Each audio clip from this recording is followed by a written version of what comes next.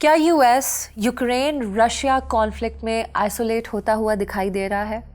وہ کون سی وجوہات ہیں جن کی بیسس پر سب سے کی ایلائز یو ایس سے منہ موڑنے پر تیار ہیں؟ لیکن اگر ایکچولی دیکھا جائے تو مسئلہ یہاں پر یو ایس سے منہ موڑنے کا نہیں ہے، بلکہ مسئلہ ہے ایلائز کی ایبسنس یا غیر حاضری کا۔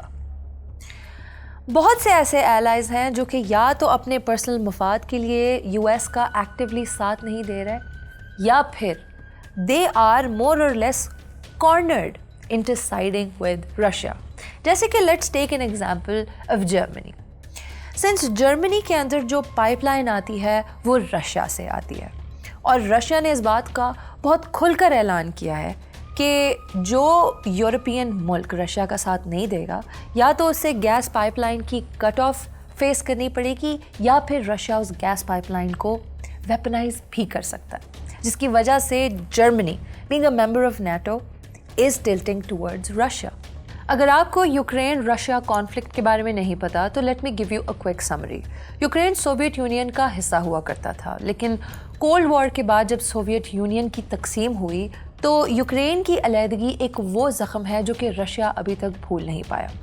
رشیا کی اس اٹیچمنٹ کی وجہ سے جب یوکرین کے اندر نیٹو انوالومنٹ کرنے لگا تو اس کو رشیا نے بہت نیگیٹیولی پرسیو کیا، یہاں تک کہ رشیا نے یہ سمجھا کہ it is a western transgression towards the country.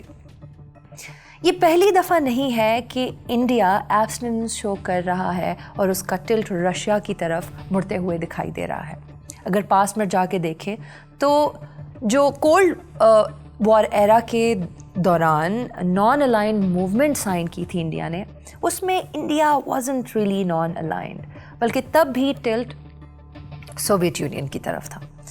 پھر اس کے بعد یو ایس اور انڈیا کے ریلیشن شپس تب وارم اپ ہونا شروع ہوئے جب Indo U S nuclear agreement sign ہوا، لیکن اب تک انڈیا کے جو 60% ڈیفنس ویپنری ہے وہ رشیا سے ہی پرچیز ہوتی ہے۔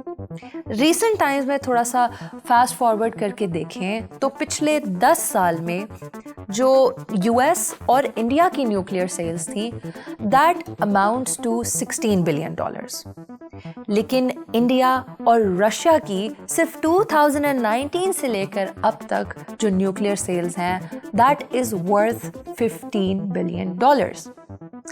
And now in current Times جب کانسٹنٹلی یوکرین کے اندر رشیا اور یو ایس کی ایک رفٹ بڑھتی ہوئی دکھائی دے رہی ہے، تو اس کے دوران UNSC میں رشیا کی ملٹری بلڈ اپ پر یو ایس جو میٹنگ کروانا چاہ رہی ہے اس میں رشیا کو چاہیے 9 ووٹس، لیکن انڈیا اور China has chosen not to vote in the favour of this meeting.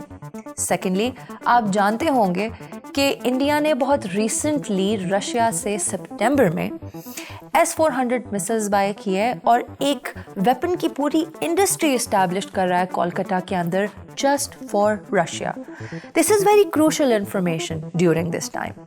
India کی مسلسل بے رخی کے باوجود بھی اسے یو ایس کی طرف سے گریٹر ریپرکاشنز کیوں نہیں فیس کرنے پڑ رہے؟ خود ہی یاد کیجئے کہ جب ٹرکی نے 2014 میں رشیا سے S-400 مسلز بائی کیے تھے تب یو ایس نے ذرا دیر نہیں کی ٹرکی پر سینکشنز لگانے کی۔